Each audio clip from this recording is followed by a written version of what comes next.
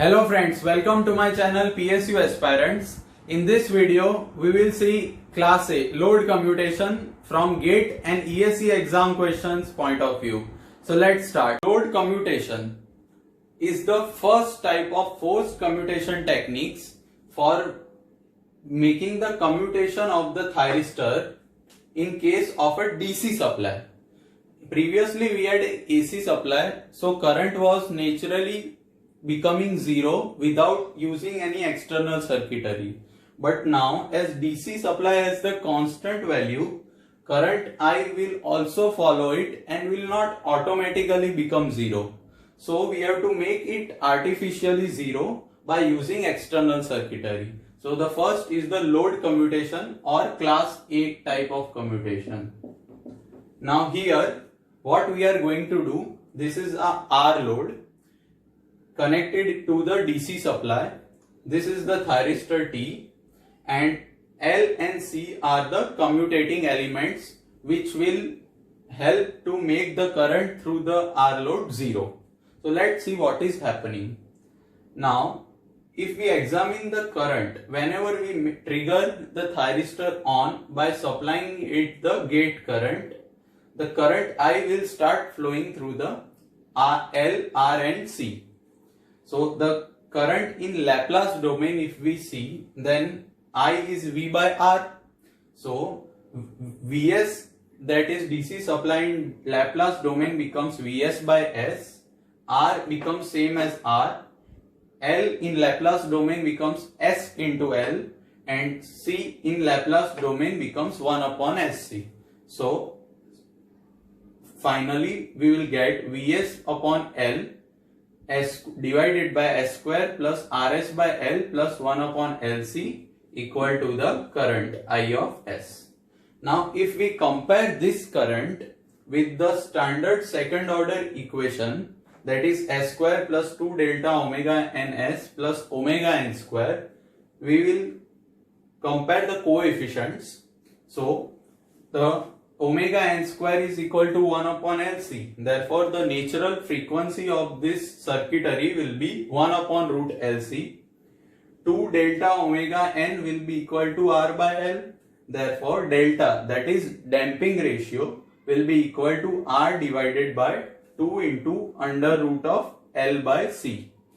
Now, we will see, depending upon this damping ratio delta, we will observe different cases 1, 2 and 3 for the current waveform in case of the DC supply given to RLC load.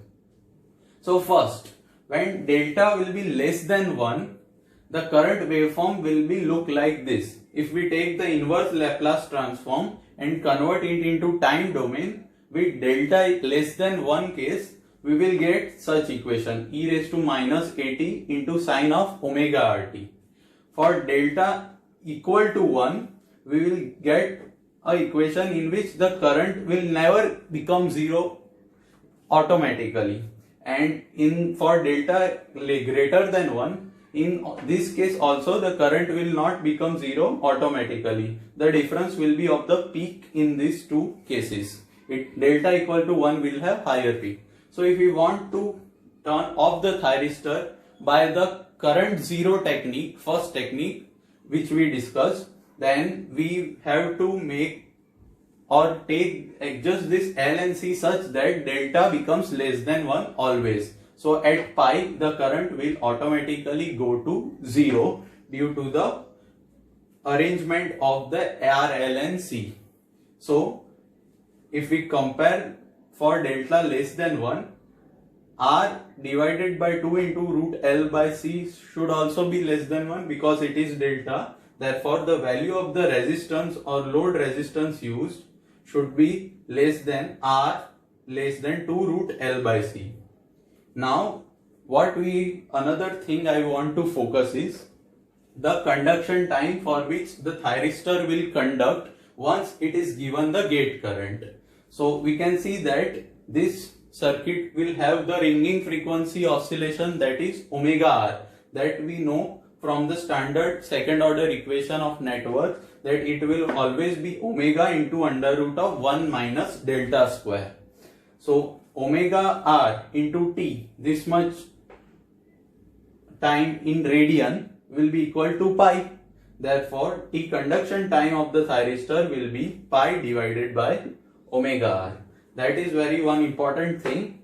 And second thing, questions are asked from the load commutation are, they take a RL load or RLC load is given.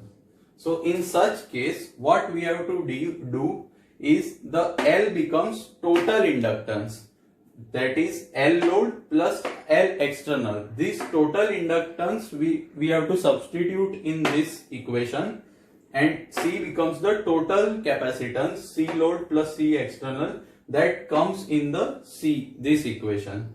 From this L total and C total arrangement, the equation have to be for the underdamped case, that is delta less than 1. Now, the use of the load commutation are in inverter circuitaries for DC supply which has input inside it. That's all.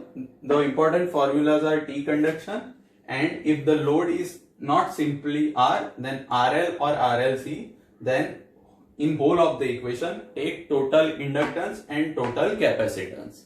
Thank you. If you like this video, then subscribe to my channel PSU Aspirants